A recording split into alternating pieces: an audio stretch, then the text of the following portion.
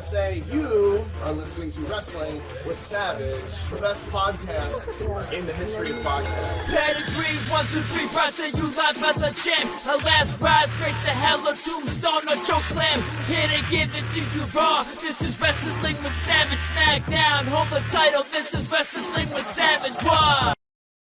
Because they are the best tag team in the world today!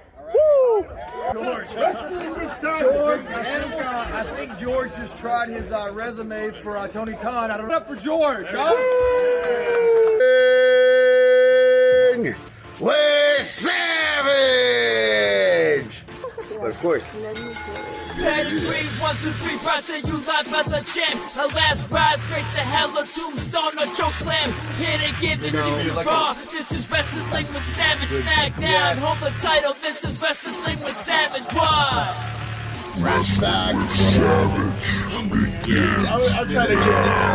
I'm trying to give these two W's.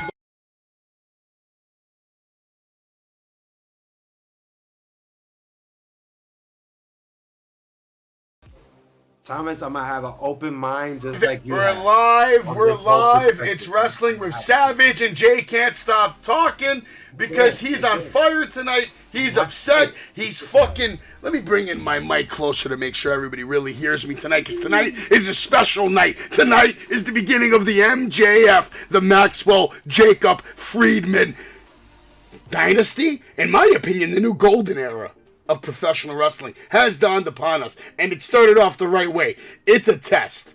It's a test. It's a test to see how many people are tuning into Dynamite to see if MJF is going to be on TV. And then next week, we're going to get the next test. How many people are going to tune in when they know he's going to be on TV? We're going to find out. Maxwell Jacob Friedman, not on AEW tonight. Some of you may be disappointed about that, and we're going to get right into that right away. Thomas, what was your take on the opening segment? Obviously, Regal comes out. We get Regal sucks chance. I'll get into what happened after, but what was your initial, response to him telling you you're not going to see MJF on TV tonight? You'll see him next week. Mr. Friedman doesn't show up in places like Chicago. I like the opening segment. I called him obviously in the ring like everybody else. I think him referring to him as Mr. Freeman, kind of like a more openly worldly respect for him. Thought it was pretty good. Yeah, I agree. I'm all in for Regal heel. I'm curious where it's gonna go. I almost for a split second thought that Bryan or Daniel Bryan, whatever the fuck his name is, was going to hit Mox and like kind of join up, but that would be kind of weird with MJF. But I'm digging it, and just like anything else, I'll be tuning in next week to see where it goes. And I'm not sure if we're gonna see Regal for a little while, or maybe he'll just show up. But that whole walk away kind of thing, and Mox warning him, I think Regal should stay away for a bit of time and maybe show up and cause a win for MJF when he shouldn't be around, I guess. Well, to bring everybody up to speed who didn't catch Dynamite, MJF is basically on the set of a major motion picture, so he's not going to be here tonight because he's a fucking superstar, and that's what he's doing. He's making a movie. Fucking deal with it. Regal goes on to say, I'm sure you're all wondering what the union between myself and Mr. Friedman is. This is when the fuck you Regal chants start.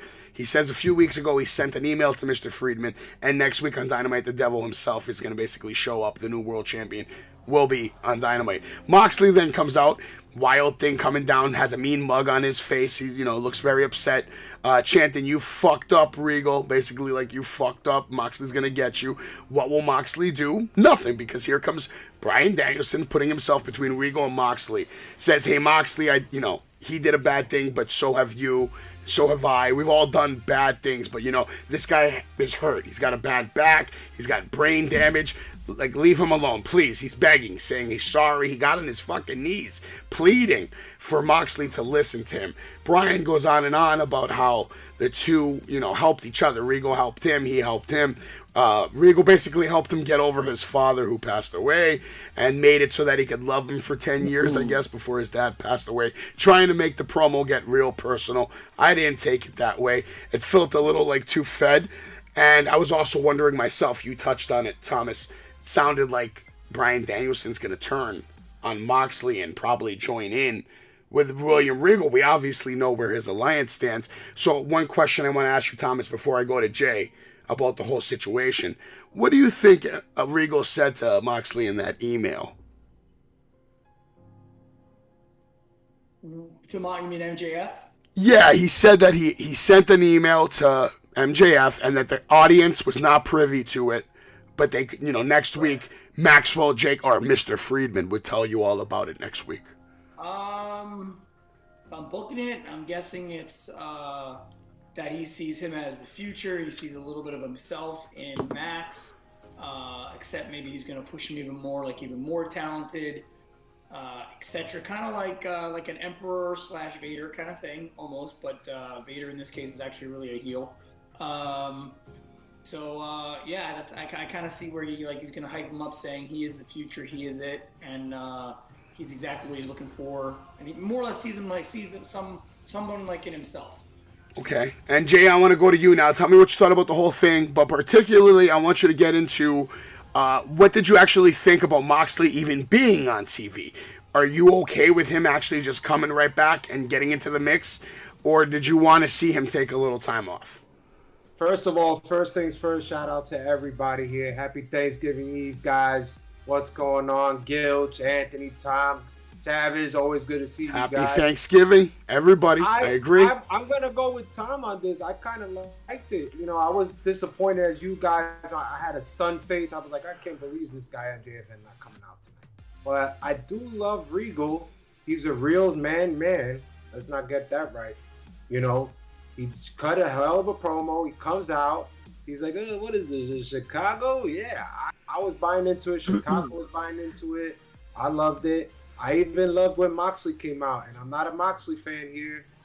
No offense, Anthony, but I did love when he come out. I did love the face-to-face. I did love the stare down. I did love the facial expression between Regal and Moxley. I think they got great chemistry. The part I didn't like is Danielson. But I'm going to have a Tom perspective. I'm going to open my mind on this. Perhaps Tony Khan in his right fucking mind is trying to fix everything all into clear and fucking make Danielson a heel.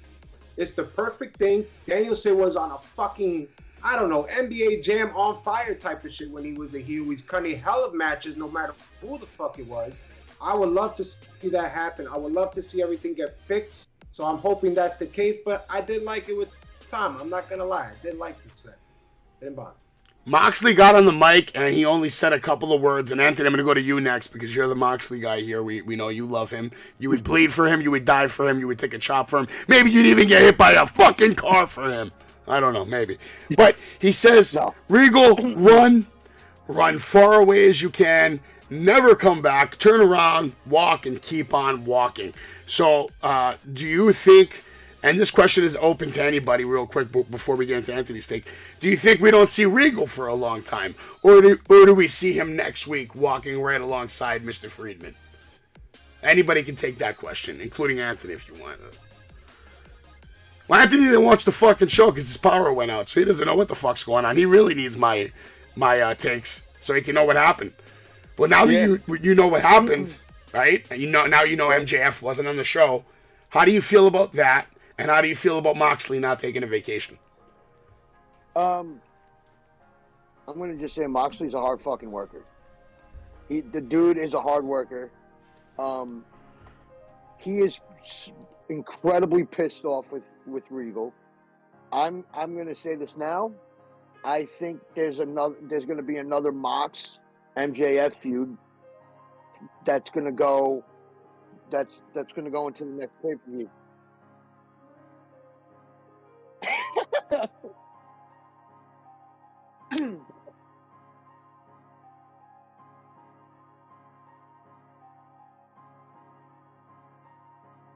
Hold on. No, wait, hear me out. Because the fact that you had, literally the Wednesday after the pay-per-view, Mox out there with William Regal, you don't think MJF is going to say something next week about that? And get pissed off, and then Moxley's going to come out and defend himself? I'm calling that right now. That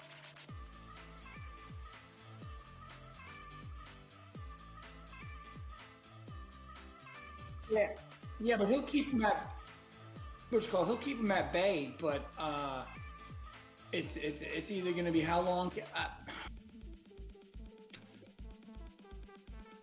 Yeah, we already know how that's going to turn out. So that's at winter, December 15th, 14th, whatever. So you got to look into what Revolution's in January, or is there something in January? No, Winter is Coming is going to be in December, and then I don't know what the next one is. Double or Nothing, no? By February.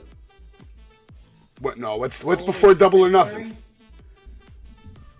I don't know. I think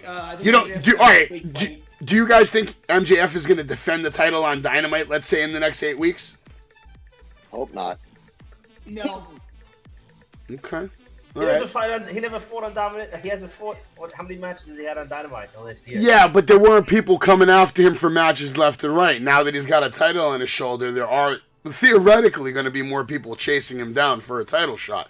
So I don't know. I think eventually he's going to get kind of pushed into a corner for some kind of title defense on a Dynamite. Plus, they might want to do a ratings test and see how much can we draw with a world title shot on MJF on a Dynamite, maybe. Hype it up, promote it.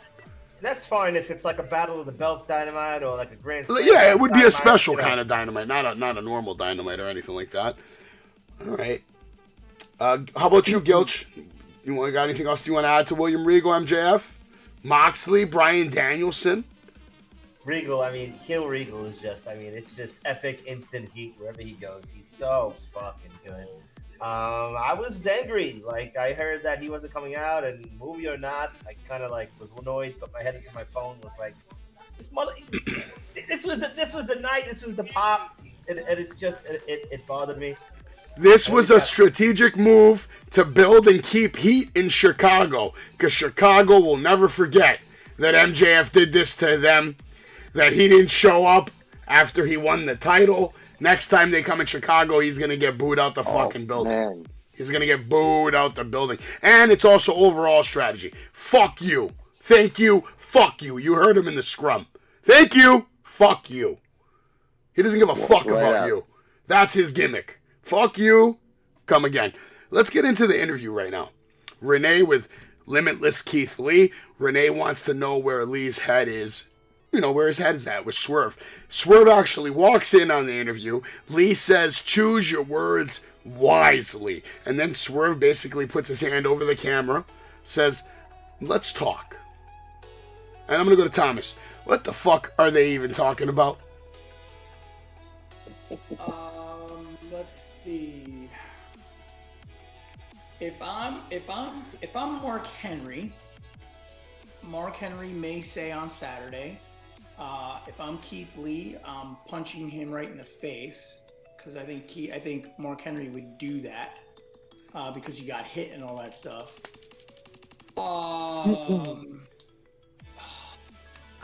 I don't think anybody would believe that Keith Lee should lose based on his size and it's just him to Swerve. Swerve's either playing him or Keith Lee is turning heel, but that's another 5,000 heels that we have. And nobody that's over as a face. Yeah, technically they were already kind of heels because they weren't over against their opponent. If you look at it in that perspective, I think Lee could be a good heel. I think he could have that smug, talk low, I'm better than you. I saw the light, whatever, and let Swerve do more of the talking. I don't know, Gilch, what do you got? Top five over faces in AEW. Let's see. Let's put this to the test. Because I agree with you. There's a lot more talent up on the heel end than there is in the face end. Oh, absolutely. Yeah, his smugness and walking around brass, Mark Henry-esque as a bad guy, whatever. If he goes full Mark Henry, it's going to be hard to convince anyone that he can be beaten. Yeah, but just like even he posted on Twitter was before, this is me being me. He's that low-toned. He could talk very intellectual, like my buddy Jeremiah that you met the other night, big huge Keith Lee fan. He would make him like a kingpin, not a gimmicky looking dressing, but this is me and I do my business, and when I'm in the ring I just beat the piss out of you, So I'm all for that, but that ain't going anywhere time soon. It's MJF show. Yeah. But a smug heel Keith Lee, I'm more interested in. Otherwise, I'm not interested in the feud at all. Okay. How about you, Jay? I mean, what do you want to see? Me, preferably, I want to see Keith Lee have some nice singles matches against the likes of Samoa Joe, Wardlow, Hobbs, maybe even a Darby Allin. Mix it up a little bit. Do something. Yeah, I want to see Keith Lee go home. I want to see him get his pay slip. I want him to get the fuck out of here in AEW. I'm sorry. I'm not buying it. You know why I'm not buying it, guys? Because these two guys in the past 2 matches they had with the Acclaim never sold for them. And you know what? I don't got respect for people that you don't sell. I don't know if there's some mixed feelings or mixed emotions. If you guys need to go rewind the matches, and you can see for themselves that the Acclaim were doing comebacks, and these motherfuckers didn't even get to a fucking meet. So fuck you, Swerve, and fuck you, Keith Lee. But overall, Swerve is more talented than Keith Lee. I can't stand that intellectual shit. I think he got exposed when he came to AEW. I think NXT was hiding him. I think it's something that they just didn't want us to see. And now we finally see him in AEW. I have to disagree with you because obviously Vince McMahon saw something. Vince McMahon himself saw something in Keith Lee to let him go over the way he did at Survivor Series. Like I know you remember that. He's got potential. Come on. Yeah. I'm actually hoping that he signed a very short contract because I want to see him fighting Gunther for the IC title. Guys, oh yeah, I'm gonna tell you why you will never see Keith Lee in the World Championship match, because he got introduced to us like this, and I cannot picture him moving up to that next level just the way he just got presented to us and the way he just got dumped to us. Let's be honest. Now the match is over, and now you're still with the Swerve shit. Well, tonight there was no match. It was just a very short promo, and in my opinion, Keith Lee. And you're still with the Swerve shit. Keith Lee should have took Swerve's hand off the camera and said, "No, I want everybody to see this," and choke slam him or do something to him and then walk off. That's what I would have did. But that didn't happen. Let's move on. We get a match for the All Atlantic Championship. Jake Hager versus Orange Cassidy. Hager out there. He's coming out with Daniel Garcia, Daddy Magic, Anthony Parker. Here comes Orange Cassidy with Best Friends. Hager takes Cassidy's glasses. He's smiling. Right away, I knew this was going to be one of those like spot-infested gimmick kind of matches. I still had fun with it, though, somehow. Somehow, I actually had fun with this match.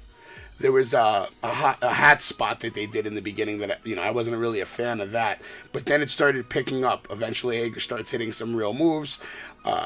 Then he goes right back to the hat, which bothered me. I was like, all right, you got serious, and then you go right back to the hat. Ringside with his crew, Orange abuses the JAS. They catch a nice DDT on Hager. Orange Cassidy does. Orange goes for the orange punch, but Hager counters with a sexy-looking rock bottom, flaunting his damn hat yet again. Hager bomb. Orange gets up to his feet. Hager, right away just counters, puts him in an ankle lock. He lets go of the hold to grab his hat yet again.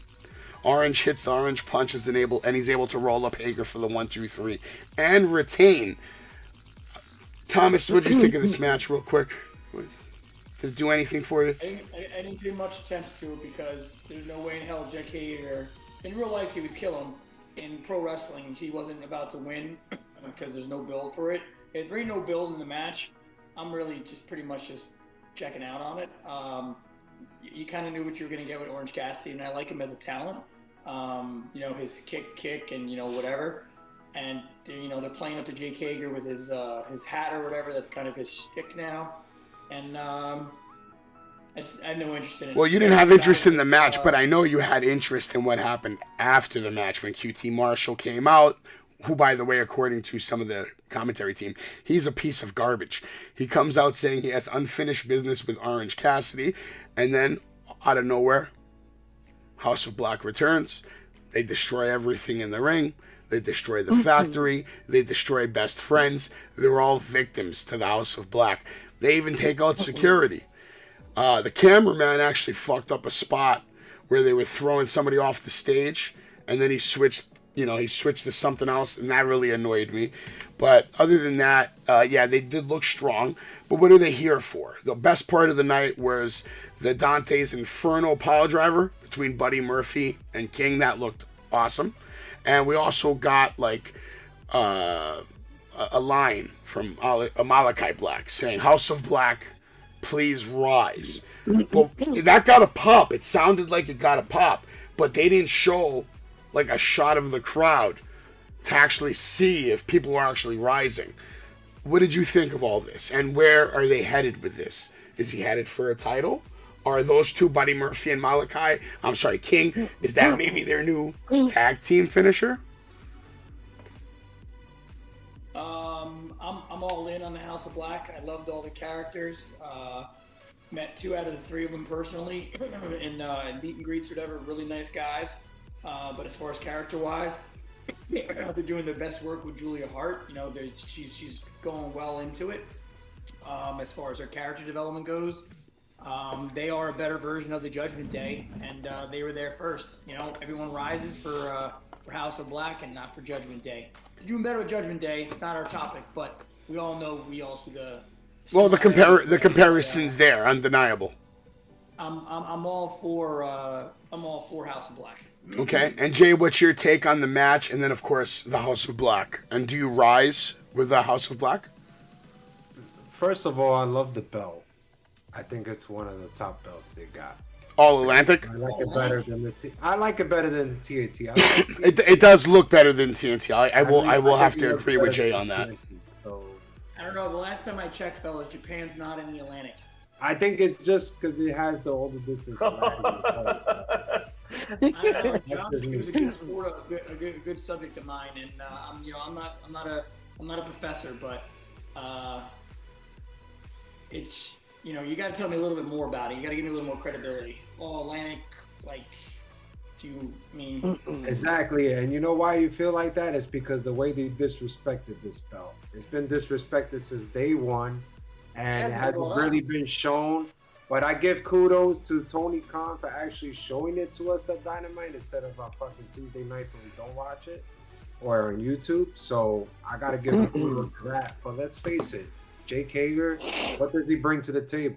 He brings absolutely nothing. Nothing. And it was just silly for me to even watch this match or even give it even look or glance for the fact that they used a hat throughout this whole match. I think wrestlers will just laugh at that and just be honestly, like, what the fuck is this? Honestly, I think it was a whole entire long setup to get to the House of Black and then set up something with best friends. Right, but that's why I get back to my main idea about disrespecting the belt. And when you have a match like this, especially just using the hat as your little main idea plot, it's just silly. And that's why I can't take this championship belt, no matter when it's defended, Friday pay-per-view or tonight. I just can't take it seriously at all. I didn't like the match. Let me ask you a question. If they eventually set up a match between Black and Cassidy, which I think would be a banger, 2 different styles, would you see it more serious if it was on Black?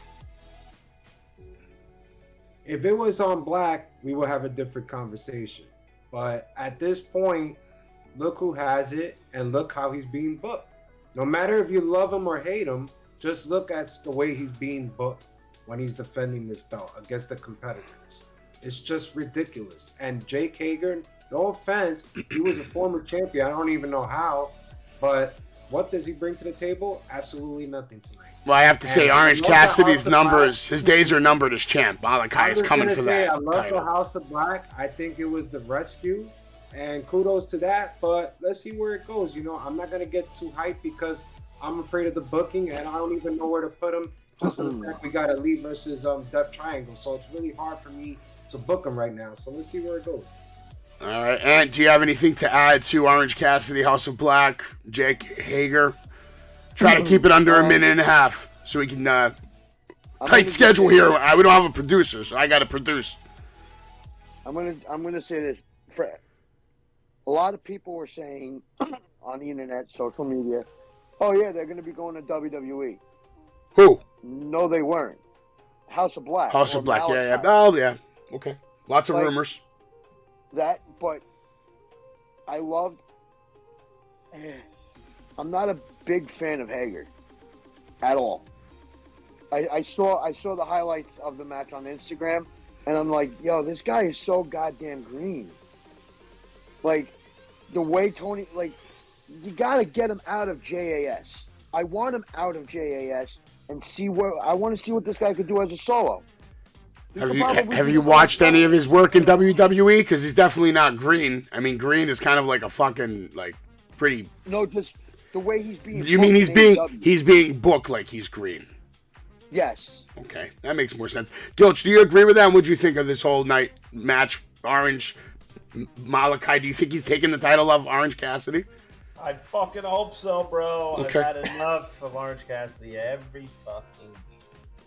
Every week is the same fucking thing. This hat shit is nonsense. Did you meet Orange Cassidy? I did.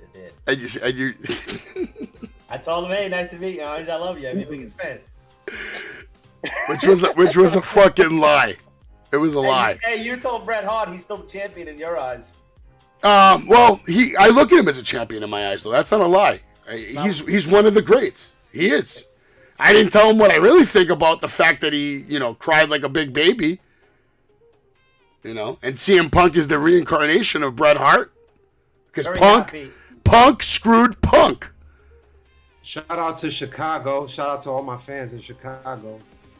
You don't have any fans in Shout Chicago. out to Jay Shetland. All right, we're going to find out real quick. There was a video package with Jungle Boy Luchasaurus, which we'll get into in a moment as soon as we come back on Wrestling with Savage. Why don't you check out this video with me and MJF's mom? We're here live with MJF's mom, and her son, the greatest wrestler in the world, is going to win the AEW World Championship tonight, and there's nothing anyone can do about it!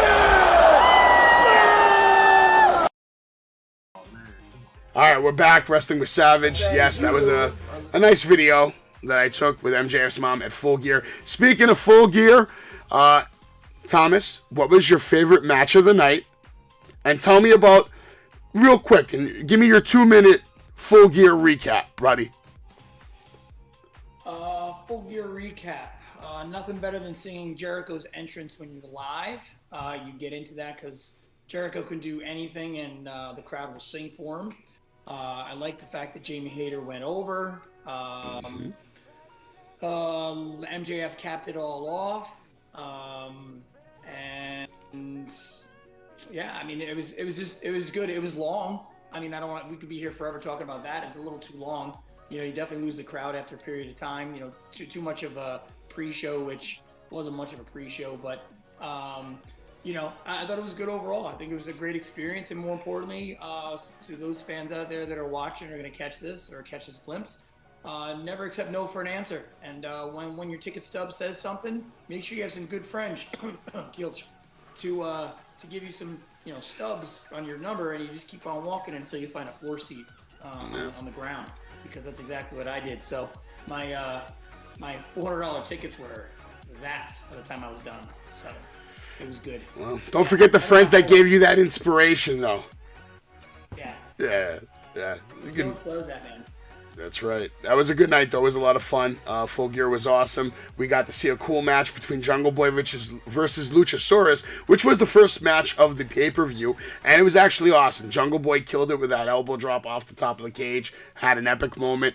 He cuts a little video package saying that, no matter what, he was happy to have that moment with Luchasaurus, and he reminded Luchasaurus that I kicked your ass. Like, what did you guys think of this? Jay, what did you think of that little video package from Jungle Boy? Which was obviously one take. That wasn't, you could see there was no edit on that. I saw one of my favorite movies tonight. Are we there yet? Are we there yet with this? Is it over, or is this just keep going? Because I'm kind of tired. I like that. I like that. How long has it been going? Analogy. I think it's been going since 6 months before Tom, and even Anthony showed up on the show. This is crazy, and I don't even know where to go. I mean, Tom, you had a thrill of a match watching this. The elbow. I don't doubt this match one bit at all. But god damn, how long are we gonna keep going this shit till this guy's elbow really gets back, and then we can finally end it? I'm getting kind of tired of it, guys. Yeah, I am tired of it. Hopefully Jungle Boy can move on to greener pastures. How about you guys? Thomas, do you agree that Jungle Boy should move on from Luchasaurus? Yeah, I think It's over? Up until the injury with Christian, I think it would have been a great long-term feud, a good blood feud. Christian, I'm not the biggest fan or whatever, but he's got talent in the ring, and he can carry a match with teaching Jungle Boys and things. And I think it eventually will keep on. It'll once he heals, I think it'll come back. I think he just got dead in the water with the injuries. Gilch, do you think we see a Jurassic Express reunion maybe in a double turn? Maybe Lucha just chokeslams Christian 6 months down the road through a table? Says, fuck you. I was very happy on the original breakup because I wanted to see both guys on singles runs. Yeah. And both guys' singles runs have been so fucking underwhelming that I don't even fucking care anymore. Whether their runs were underwhelming or not, I have always looked at Luchasaurus as someone who has the look and the ability to be a world champion if booked properly. And I don't know if you can come back from what you've done to him. Right, exactly. Let me ask you a question. What made you fall in love with Luchasaurus? Just his move, his presence in the ring. He had a big presence. The way he moved, he handled himself like a big man. He looked like a young Undertaker when I first saw him in the ring. Except this guy's doing, luchador kicks and Hurricane Ranas and all this crazy shit. It's like, when do you see a big guy do? I mean, he does things that Keith Lee even does, but he makes him look faster. He's faster than Keith Lee. We've seen big guys come and go. They can't move this and that. How good was his roundhouse kick looking, Gilch? Like that first year of AEW, he'd have that spot where he would do like a roundhouse kick and take out 2 guys with one kick. What about 7 foot tall with a standing fucking backflip? I mean, that's what made me fall in love with the guy. The guy's big. We've seen big guys. We've seen intimidating guys. It was the way the guy can move. I mean, he can move like a fucking cruiserweight. And what did they do? They booked him into that. You're just like a big man role with just choke slams and this and that. And I understand what they're doing; it makes sense. But that's not what made me fall in love with the performer. Well, we'll see what happens with Luchasaurus. Anthony, I'm going to go to you after this. Let me bring up this match and the Wardlow promo, and then you're going to tell me what you think of whoever you want to tell me. And we'll go straight to you first. We get a World Championship #1 contenders match. Ricky Starks versus All Eagle Ethan Page with Stokely by his side. Stokely was cutting a little bit of a promo for him. Ethan Page says, all you Chicago babies can cry like Ricky Starks, like the losers you all are after he loses this match. As soon as he said that, I knew he was going to lose the match.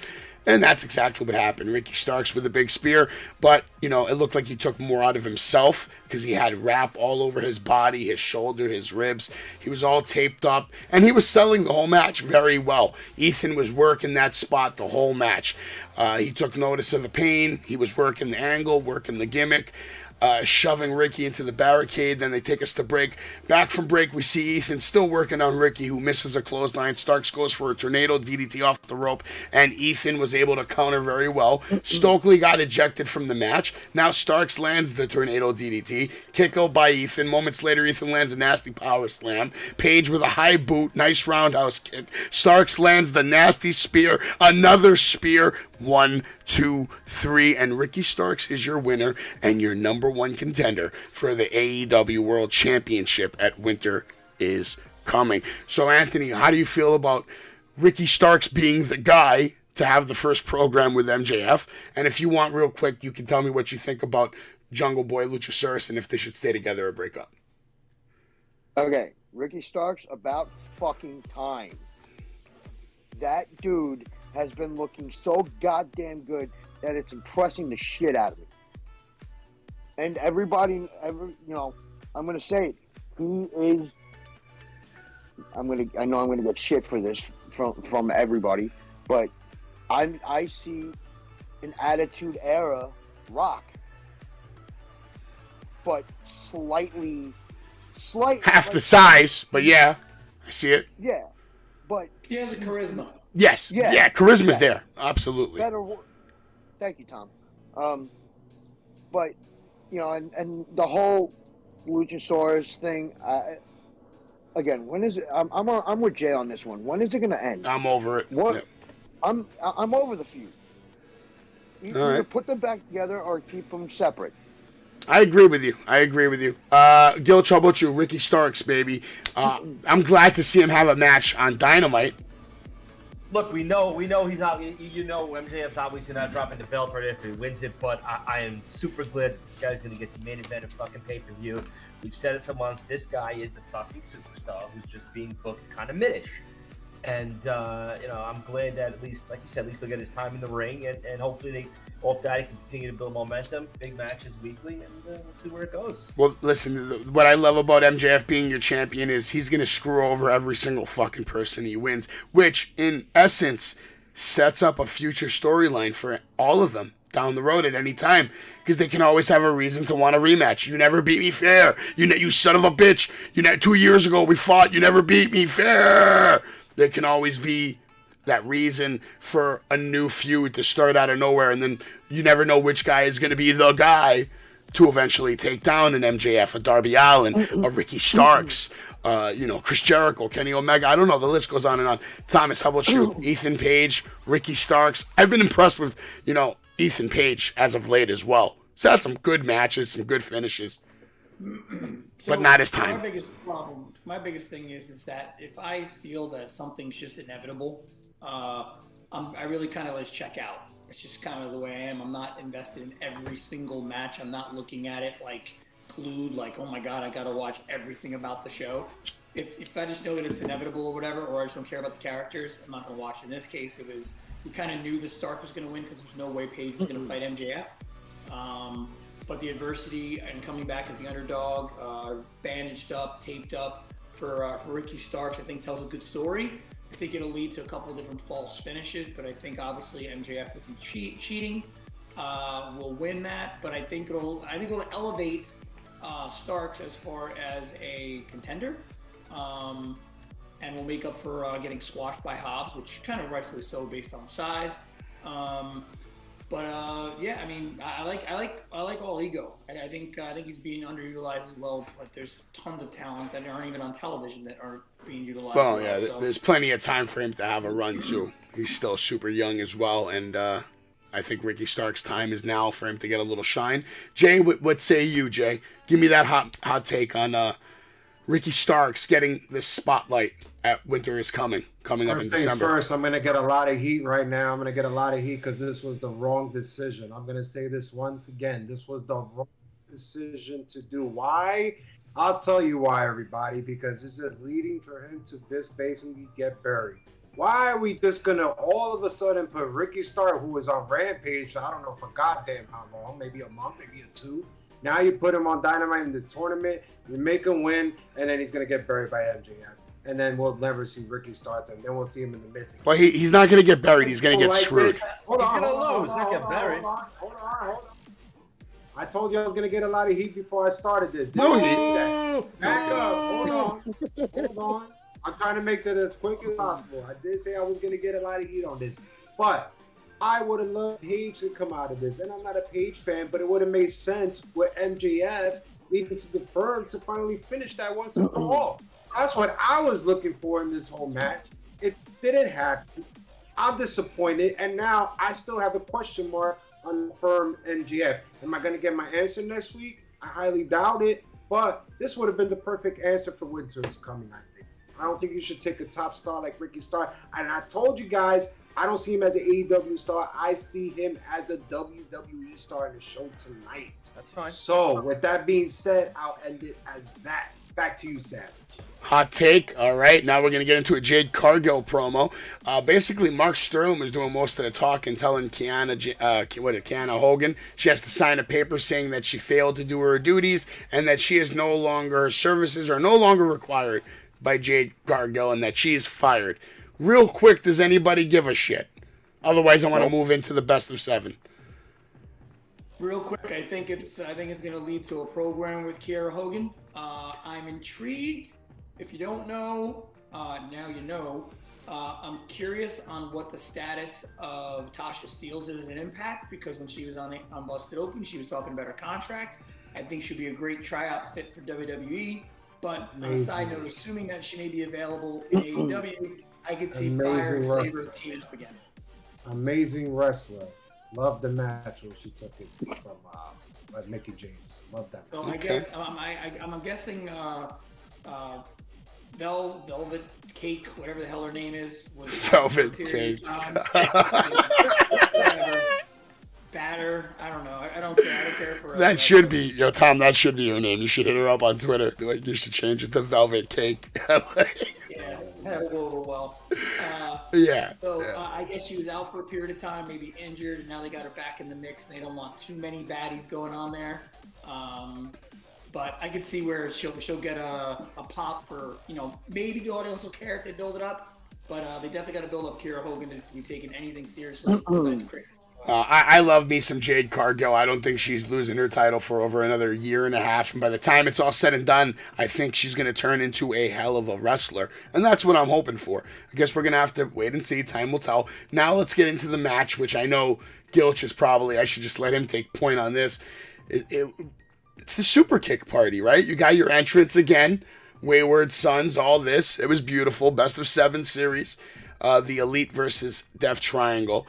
And the reason this went into a best of 7 series is because of the drama at Full Gear. There was a hammer and all kinds of nonsense. I love having Don Collis. The best part of having the Elite back is having Don Collis on commentary. He is gold on I love me some Don Collis on commentary. And I hated this guy back in the day. Like, hated him. But now it's just, he's like a refined, like a fine wine.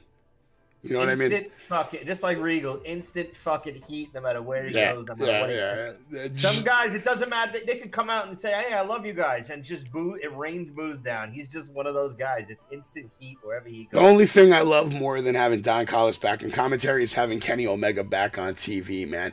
That cutter from Ray to Kenny was insane. That goddamn tornado dive that Ray did was insane. Started the Ole Ole chants. Excellent teamwork from Death Triangle. Nick Jackson with a Macho Man taunt during the match. Matt Jackson with a praying moonsault. I could watch Kenny and Pac work all fucking day.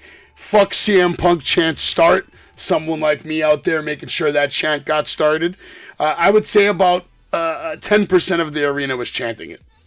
Maybe 20%. It looked like it was only one section really going in on that chant. Which one? I think the TV side is the side that was going nuts. That's just me. I wasn't there, so I can't really tell. I wish I like busted open. I wish we could hear from someone that was there live tonight. That'd be fucking awesome to get that inside perspective. Pac with a 6 snap German to Kenny. Bucks take off the protective mask from Pac, who had a broken nose. They want to expose that. The Bucks then remove Penta and Ray from the match multiple times. Now we see the BTE trigger Ray with a save. Penta and Ray get dumped to the outside again. Jackson flies with Escalara to take out Penta and Ray yet again. Now Kenny in the ring. Boom, V-trigger. Now a Fallen Angel. Nope. Pac counters. Kenny with the GTS and the 1-2. Nope. Pac with the shocking kick out. Ray then walks the ropes like a fucking cat. Just insane.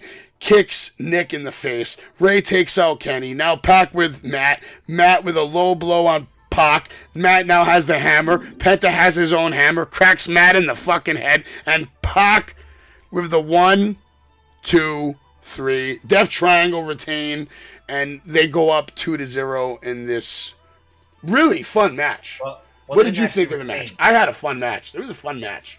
They didn't actually retain because they couldn't. All right, you know what I mean. They won. Yeah, My apologies. I actually had to ask that question to somebody. I thought it was for the gold and they could keep trading. I don't know. I thought to the last match that it could be either 6 or 7. Right. That gets it. I thought for a minute they were going to just have 7 matches and just but that'd be like kind of done with the belt back and forth. It was great. I mean, you hit on all the good spots. You know me, I'm a Bucks mark. You can give me my flippy dippy shit all day long, and I'm fucking happy. The bite. Did you see the spot with Kenny pretending he bit the guy? Who'd he bite? No, I missed that.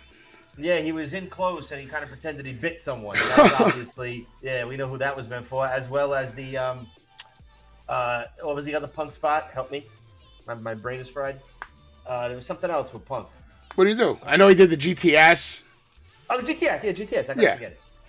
Yeah, it was good. It was good. I'm glad we get to see this for the next 5 weeks, right? Round 1 was at the pay-per-view. It's going to be every week until they finish, right? Yeah, listen, that's crazy. That's crazy.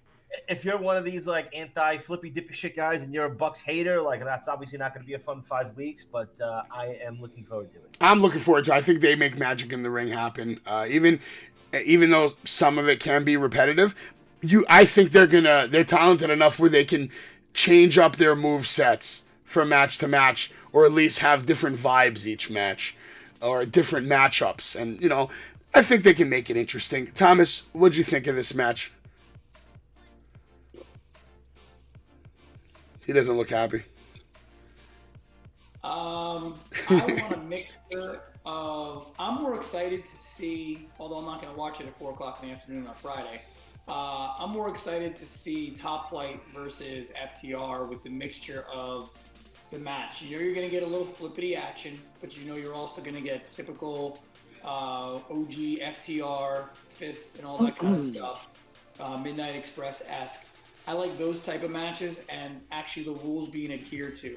I don't mind a couple dives here and there, a couple things are impressive, but when you go on the rope, and I hate saying that, it's not like I'm a mark for Bully, but Bully's just the best unofficial booker, and that's just the bottom line. When you stand there and guys all gather up, he talked about it today. When you gather up and you get 3 or 4 guys that are laying out, and you do a moonsault or something off, Gil should probably disagree on that one. Maybe he won't, but it's just there. Like it's like, okay, wait a second, and then don't get me started on Penta and his brother sitting in the corner for 45 seconds like this. Hold on, okay, am I there yet? No, I'm hanging out. I'm good. Whatever. Like that shit just annoys me. It's like I know what I'm gonna get when I get a Bucks match, but you gotta give me something where I'm not looking for a boring armbar or a headlock. But every once in a while, to slow it down a little bit, you got to give me something. So that's my long take. It was what it was. You knew what you were going to get. And I think eventually it's going to go to where, there's either a no DQ, which practically is already because they're using hammers and shit, to maybe like a steel cage in the final. I don't know.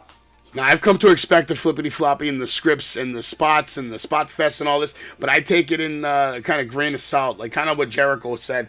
I don't know if you guys heard this at all. A nice take as well. Jericho thinks the wrestling should be part of the Olympics. The same way the gymnasts have a performance and they do a routine, he now thinks wrestling should be, something like that.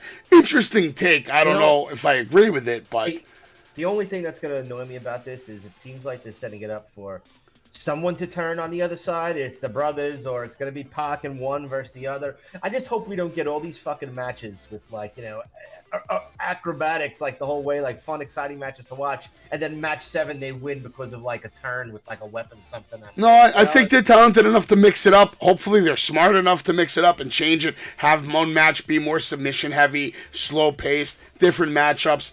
Stuff we didn't see tonight. Probably not. You're probably right. Their match is more about spots and execution. And when it comes to that, you got to give them credit, at least for the most part. These guys, especially Rey Fenix. Let's be honest. Rey Fenix is probably the best looking guy in that ring right now. This guy is like so fun to watch. And I know he does a lot of the things you hate, but the guy executes them. He barely makes a fucking mistake. Jay, what'd you see in the match? They're all talented. They're all talented, and they all know how to work in different ways. They happen to be their style. No doubt. No disrespect in that one. It's just too much of it. No, I agree. You're not wrong. You're not wrong. Jay, you got a take on this match? Is everybody done blowing their fucking load here on this fucking match? God damn it. Gilch, take that fucking ridiculous hat off, please. For the God's sakes. I bet if they were in NXT, you'd be wearing all their clothes. I'm here representing the CM. That's true. Gilch is right. This motherfucker here did 1 million pay-per-view buys, and you decided to bring 3 egos, one who bites the arm of fucking wrestlers in a fucking match, and he's fucking tiptoeing, dancing, doing the fucking knee trigger when he's doing it in the back of the person or not. Did I see one of the Jackson boys do a buckshot Larry and he fucking fell? Did he just fall on his fucking ass from picture to picture? He did it on purpose. He's mocking. Anthony. Anthony. Is one of the best wrestlers out there. Meanwhile, there's you're next, Dan. Trying to fucking catch him doing a corkscrew moonsault from the outside. God damn it, man! I can't believe you guys said this. I can't wait to see the next series of the match. I can't wait. This is what you guys wanted, and congratulations. You got the fairy dust in your fucking eyes. You guys think these guys are fucking top stars than CM Punk. They could bring a million pay-per-view buys. Well, good fucking luck. Let there be more biting and let there be Fuck you and fuck CM Punk and his fucking ice cream bars. Fuck CM Punk. I don't give a fuck. I'm over it. I'm over it. Let me tell you what happened. I'm over it.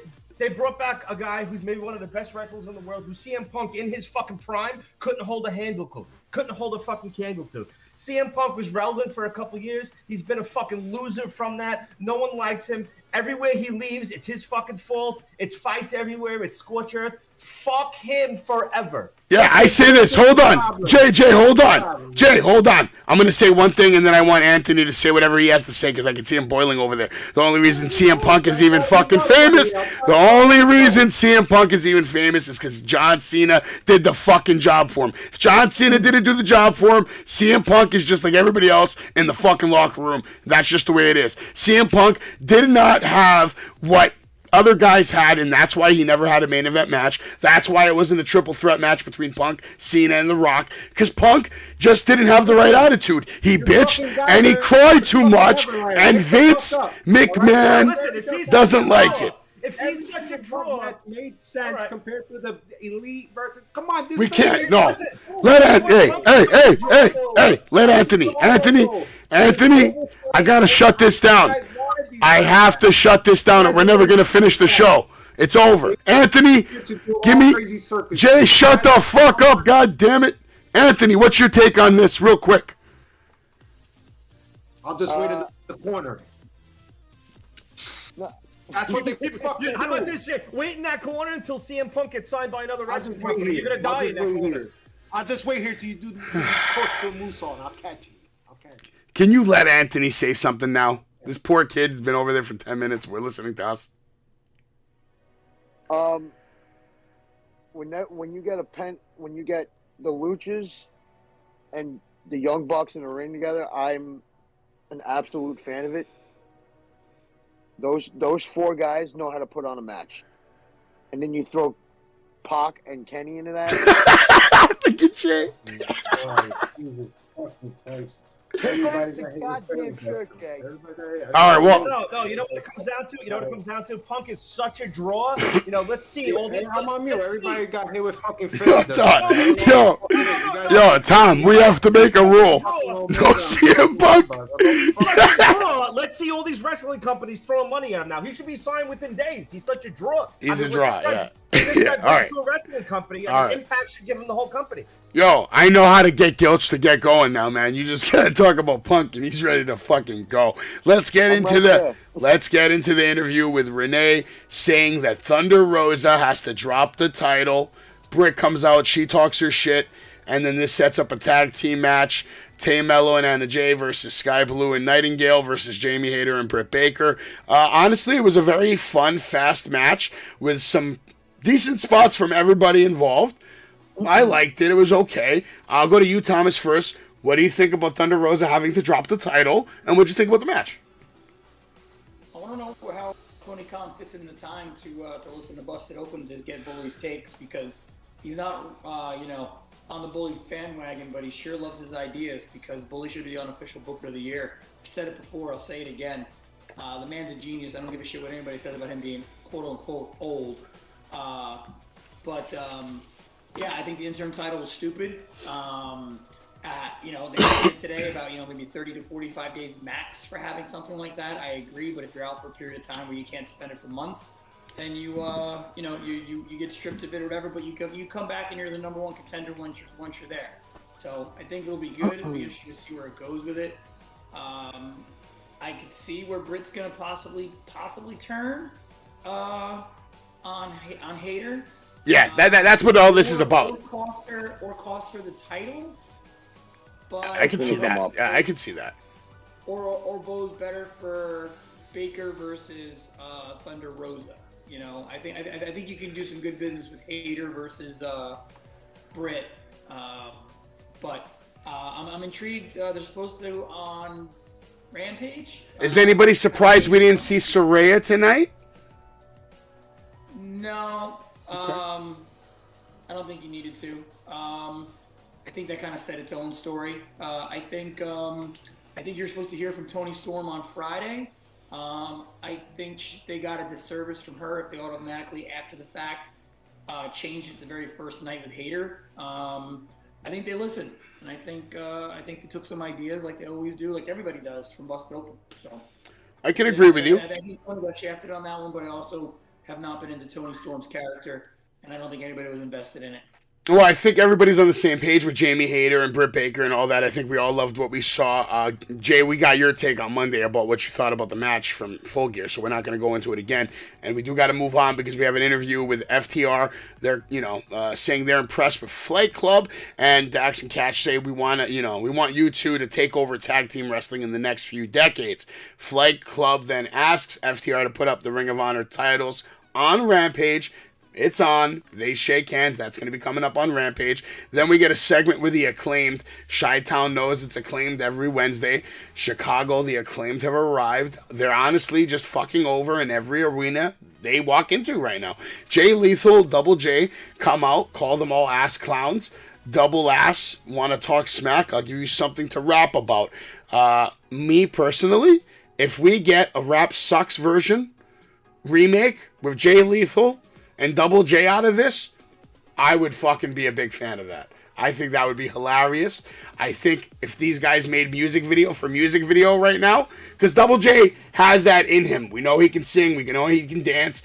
It's not maybe the best, but it's entertaining. I think they have a good opportunity right here to make some magic happen before the even match happens. The match is probably going to be shit. Acclaim is going to win, right? We know that. They're not going to... I just thought Double J was going to beat Sting and Darby. So I missed that segment, but you just summed it up really good. I think I'm more interested in looking at that match, at least a one-off, or a Winter's Coming or whatever for the tag titles, than I am another 2 or 3 Bucks matches. Fair take. I think Jeff Jarrett is a great heel to actually get even more heat and put the Acclaimed even over the top even more. Are they ever going to win the tag titles? No, but when you're that old in the game, your job is to bring up the other talent, and that's what he's going to do. Fair point. Jay, what do you got on this Acclaimed Double J? Before I get Jay into that, Lethal. I'm going to say one of the best highlight of the whole show right here. Oh my God, the best news ever was Thunder Rosa being stripped of the goddamn title. If you guys have a doll or figurine, whatever, please return it to wherever you got it. Get your money back. Please do it as soon as possible. But let's get into what it is. I don't like the FTR booking. I'm going to get into that real quick. I think that's what I called past few episodes before, and I can't believe they're into this situation, but it is what it is. As for the Acclaim, I think we've seen this one too many 2 times, guys. I mean, how many times are we going to see fucking celebrations of fucking scissoring here and scissoring that and daddy ass scissor me here? Oh, wait, now my finger works. Now let's just scissor each other. All day I and think night. they need to really get into some competition. I think we need to see what they're about. I want to see what they can do. I mean, isn't that why we love them? Isn't that why you Savage and you Guilt, you guys scissoring all the time? You guys scissoring at Full Gear. I'm sure Tom was there scissoring as well. And you guys are not going to tell me that you don't want to see some real competition, see what these guys can do in the ring instead of being fucking jokes and coming out with a segment that made no fucking sense whatsoever. It should be pointless. And what the fuck with Jarrett was out there for what, 30 seconds doing what? Showing his red fucking guitar? They were starting a feud. That's what they're doing. They're starting a feud. It is what it is. What are you going to do? You can't get everything in one night. They got to stretch it out. Like Thomas said, they're probably going to fight it. Winter is coming, and that means we're going to get a few weeks of some decent, maybe storylines, maybe some videos. We'll see what happens. Anthony, are you excited to see this match, Double J, Jay Lethal versus the Acclaimed, or no? Yeah. Okay, because you didn't even know about it because we just fucking told you about it. We are your AEW information right now. Don't lie, please. Don't lie on TV. No, I'm not lying. I am. You can tell the truth here. Jay, I don't know if he got cold for Christmas last year. He's been in a bad mood all fucking year. He hates almost 95% of everything he sees on 95? It's more than that. All right. I'm gonna touch on the Thunder Rosa thing real quick. I feel That was the bad best for news her. ever in my freaking entire Oh, life, Jesus by the Christ, way. Jay. Gosh. Go ahead. I Please feel return bad your for her. figures. You only have 30 days, please. Go ahead. Yo, I feel Tom is bad. gonna hit you in the head with a barbell from New Jersey. All right. Well, listen, we got to move on. It's main event time. Gilt, you have anything you want to add on the claim? I mean, we already know. Anything you want to? To answer Jay's question about how long we're going to see them coming out and scissoring and acting like jokes, all fucking day and night for me, baby. Yeah, all day and night. I agree. Come on, Talented, you two guys talented can't be guys. serious. Every week you want to see segments of scissoring instead of I gotta them remember having real to, competition, show what they're about. How about this? Be quiet. How about you make me a custom T-shirt that says "I'm a scissoring mark" and I'll wear it 24/7 for the next 6 months. Chris Jericho versus Ishii, the main event. The main event tonight, and I'm not going to lie to you, in the first couple of minutes of this match, I was like, what is this shit? What am I watching right now? What is this? They were chopping each other for about 6 minutes. Anthony, I'm not even lying to you. They were chopping each other for 6 minutes. Ishii chopped the meat off of Jericho's chest. He was actually physically bleeding from his chest all over his stomach. Bleeding, and his chest looked like a helping of hamburger helper with ketchup poured into it. That's what his chest looked like. It was all fucked up and nasty. Now, the match actually delivered. I had a lot of fun with this match. Chris Jericho, we knew he was going to win. Obviously, he's the fucking Ocho. Like I've said everywhere I went this week, Chris Jericho is like a Pokemon that's evolved into his top tier form, and he is uncomparable to any other human in the history of the wrestling business. Thomas, what did you think of this match? I love Jericho. Don't really know Ishii. I was in and out for the match on it. I saw the blood. Now I know why. It just leads to Claudio. And I just pray to God they get a Ring of Honor TV deal sometime soon because Ocho's great, but it's just some things are just like everybody else they fought. It's great that he's on TV weekly and he's in the, he's delivering, but it doesn't do anything. You already know what happens. You already know what the deal is. My biggest problem with the Ring of Honor is Ring of Honor should not be the main event of your AEW show. You shouldn't be representing the Ring of Honor Championship in the main event of your All Elite Wrestling show. That's just me. Gil, how about you? What'd you think of the match? Did you have fun with it? It's a good point. I was actually thinking of the match, and I agree with what you just said. I mean, have you guys heard anything about like ROH news? They're working on a TV deal. They're trying. Working, but we've been hearing that for how long now? Since he says he bought it. Well, someone's always working somewhere. How hard they're working, we don't know. Not on the dirt sheets, but literally like a quote from Tony Khan to where he, I think he was maybe in the scrum. He said that he very easily could do a YouTube show like they do for other things or for Ring of Honor, but he doesn't want to do that to them. He actually wants to bring something. So I'm not an executive. I don't know how exactly it works out, but I'm sure there's a lot of things behind the scene. But I think in 2023 you're going to see a Ring of Honor on television somewhere. Yeah, I'm with you. I don't know the dynamics, the financials, the network shit, but I agree with that. Give us an hour fucking Ring of Honor show. You put your Ring of Honor belts on there. You could take AEW guys, make them. They're still going to be AEW employees. Put them on ROH roster. It's hopefully they get there like you said. But yeah, Savage, me too. I didn't know where this match was going early, and I gotta say, I was a little entertained. I was shocked with the last 6 minutes of this match. I popped for the whole last 6 minutes. I was like, "This is great. It looks good." You know my views on constant bleeding and overused spots. I hate those fucking reverse roll-ups 12 times in a row into pins. I like the chops. I think the spots get a little crazy, and this thing went up. This thing felt like it never ended, but he busted open his fucking chest with chops. That made it different. I never seen anything busted open this bad with fucking chops. Yeah, I mean, well, listen, Moxley didn't have a match. When Moxley doesn't have a match on TV, there's like a 90% chance that nobody's bleeding that night. You know what I mean? So it's great. It's great. Anthony, you didn't see the match, but you should definitely go back on YouTube, watch the highlights. You got to see what Jericho's fucking chest looked like. Jay, you have anything to add on the Jericho Ishii match? And I'm super impressed with Ishii now. I'm an Ishii fan. I like him. Yes, I want to say one thing. This is one of the worst things I've ever seen. I thought last night was one of the worst things I've ever seen. Here it goes. This is it right here. This is like number 2 right here. God damn it. What the fuck did we see tonight? Did we see a bunch of slaps for 10 minutes, then a bunch of forearms, and then a bunch of slaps? Yeah, but you have to admit, Ishii was chopping the shit out of Jericho, though. This is one hell of a match. My God, I can't believe you guys got this fairy dust. Let me ask you one question, and you can continue, Jay. Do you at least... Jay, can I ask you... Jay, can I ask you a question, and then you can continue with your rant? Is that okay? Did it look to you like Ishii was actually hitting the shit out of Chris Jericho? Yes or no?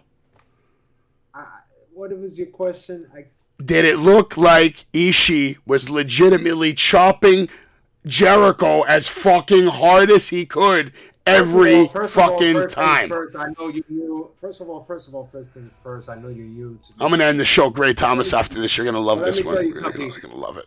Japanese pro wrestlers are strong style. I don't expect nothing more and nothing less, especially when they're chopping people to fucking butt. That's A, okay? B, this was the most embarrassing main event I've ever seen in my entire life. I don't care if there's fucking blood. You guys go blooded like, oh my God, you gotta give it credit, man. You stood there with the chopping blood. No, this is embarrassing. This is not wrestling. What the fuck are we watching? I mean, tell me, guys. Please tell me. What the fuck are we watching? You guys really enjoyed 10 to 20 minutes of chop. Okay. That did it for you. That turned you off. So you're saying this turned you on. No, best thing you ever saw. Go ahead, Anthony. What do you got? I mean, come on. Let's be honest. It was a fucking joke. I love those chops. I was rubbing my nipples the whole time, bro. I'll say this: I appreciated it as a wrestler, as a former wrestler who has taken and given chops. And Jay, let's not forget, Thomas and Gilch may not know this, but I have physically chopped Jay as hard as I fucking can over 300, 400 times in our lifetime. He fucking knows it. He doesn't want to fucking remember it, but he don't want to take more than one. I'll tell you that, Thomas. Jericho tonight took chop after chop after fucking chop after fucking chop, and I respected it, and I love it. It's pro wrestling. It's pro wrestling, and I love it. This is Wrestling with Savage, the best pro wrestling coverage. Japan pro wrestling, Japanese pro wrestlers that you never heard of do not do that. They do not do that. It's just, no. What do you mean? And let me also say something to this. All the Japanese wrestlers that came, God. have they not started the match? He's in rare form tonight, guys. Yes, they have. They have started the match. You know that's true. Gilch, you have anything to add about Jericho and Ishii? And AEW did chops back and forth. Who was the other guy? That stocky. All right, this is the best part about what I love about what I do. Jay's been muted. He thinks he's actually talking right now on the show, but he's not. He's been muted because he's out of control. You can see him; he's out of control. But it's okay. Anthony, you got what you got, man. What Jay doesn't realize is that it's Japanese. It's Japanese it's Japanese pro wrestling. Do you know how hard they hit in New Japan? That's why I said it.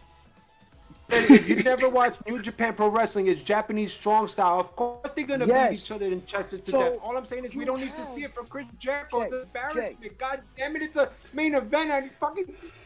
It's national fucking TV. All right. Go ahead. I'm sorry. All right, Anthony, go ahead, finish it off because we gotta end this.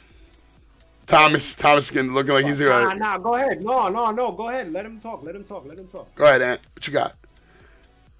Go ahead.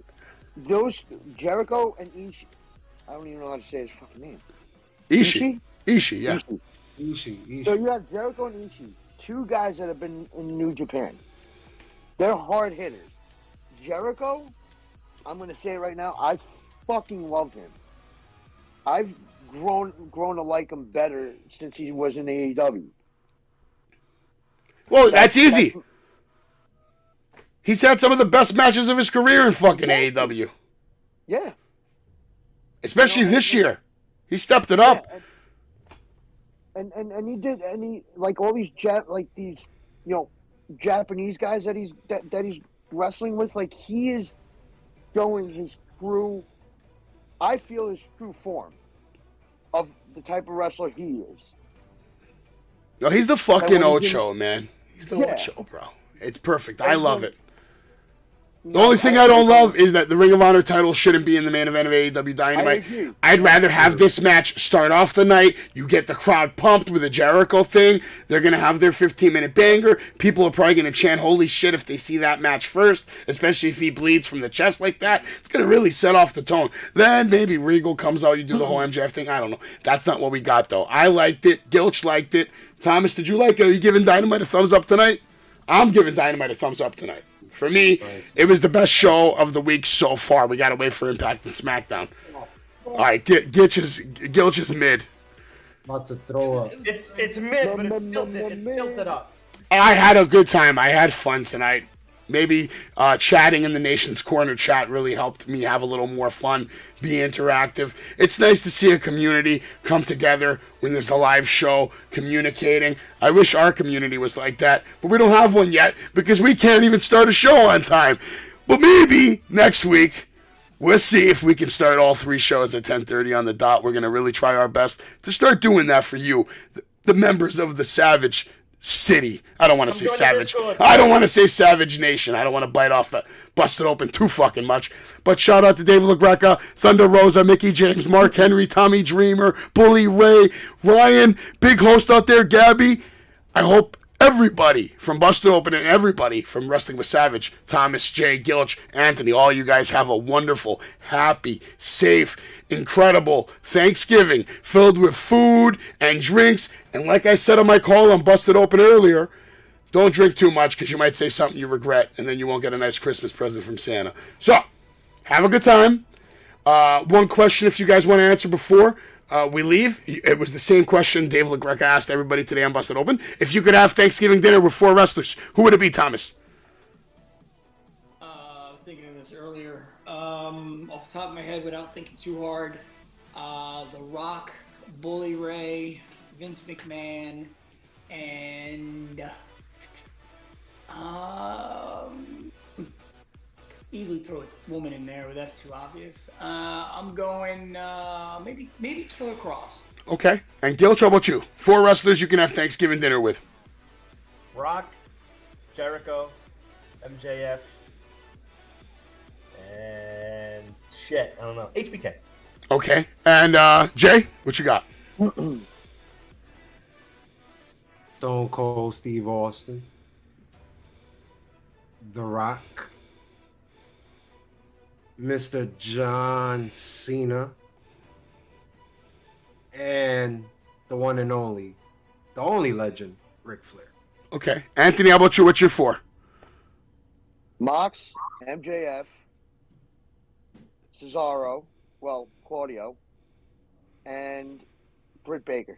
All right, I'm changing my answer from earlier today. If I could have Thanksgiving dinner with any 4 wrestlers of all time, it's going to be Hulk Hogan, Vince McMahon, Stone Cold Steve Austin, and give me MJF. I'll take MJF so we can get him in there in the same room with Vince McMahon and see if we can get that contract signed by 2024, baby.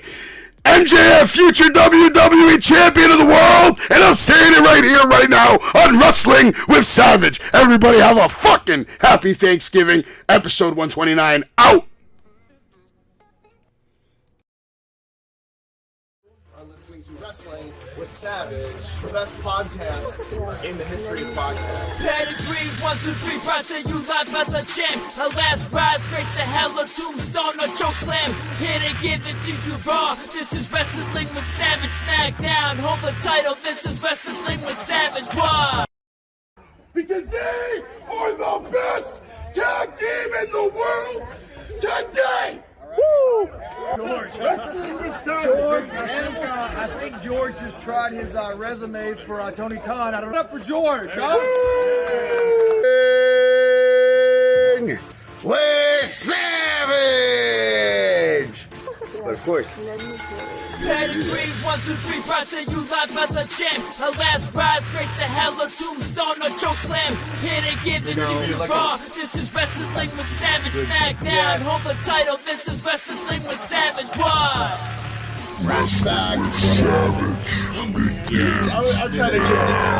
I'm trying to give these 2 W's.